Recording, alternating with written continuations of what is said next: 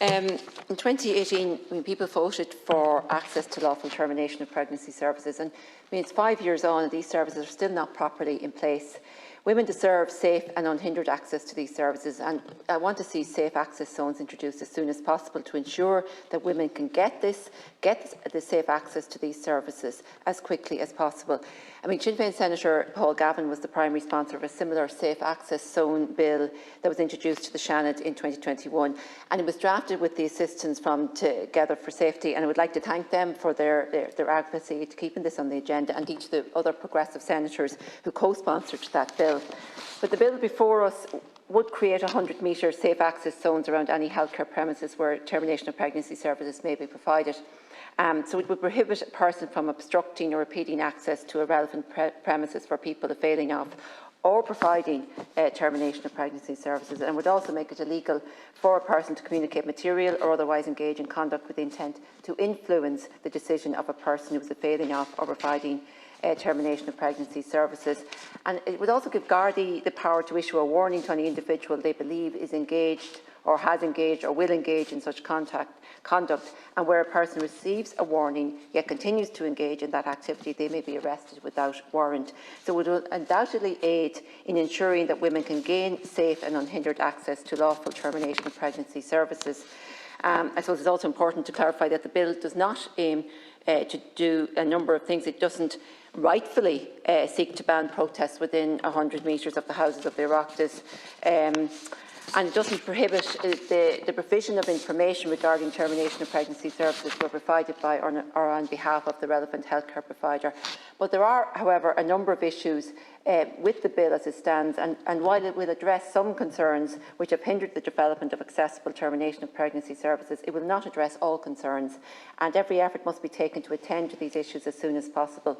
The independent review of the operation of the Health Regulation of Termination of Pregnancy Act of 2018 highlighted a number of issues that this bill does not deal with. For example, the report identifies that there are clear regional disparities of services, and it also highlights that we are not training or recruiting enough doctors. It identifies the South East, the North West, Midlands and border counties as particularly underserved. So we want to see services mapped so as to identify significant service gaps so that local and regional solutions can be put in place. The mandatory 3-day waiting period is identified in the report as a contentious issue. The report informs us that the position of the World Health Organization is that a mandatory waiting period should not be required, and that the evidence does not or did not establish any benefits of mandatory waiting periods for women. The report cites the Unplanned Pregnancy and Abortion Care Study commissioned by the HSE, which shows that respondents wish to access care as quickly as possible and did not perceive any benefit of having a 3-day period for reflection on their decision.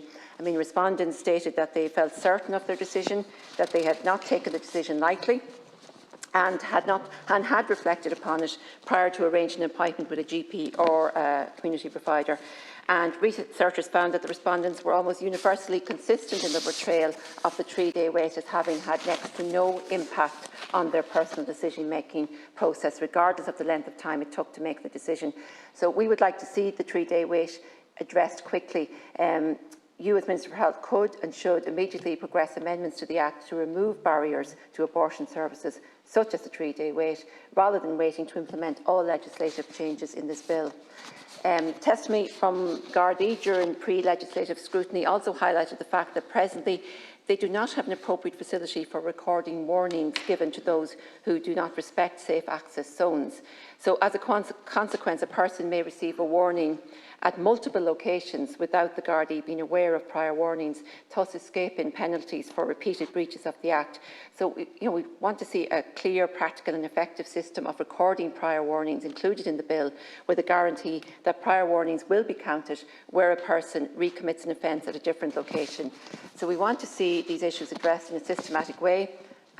We need to see a clear plan from government on how they will progress the recommendations in the independent report, and we would like to see some of the recommendations, including some legislative changes, implemented very quickly, such as removing the mandatory 3-day wait.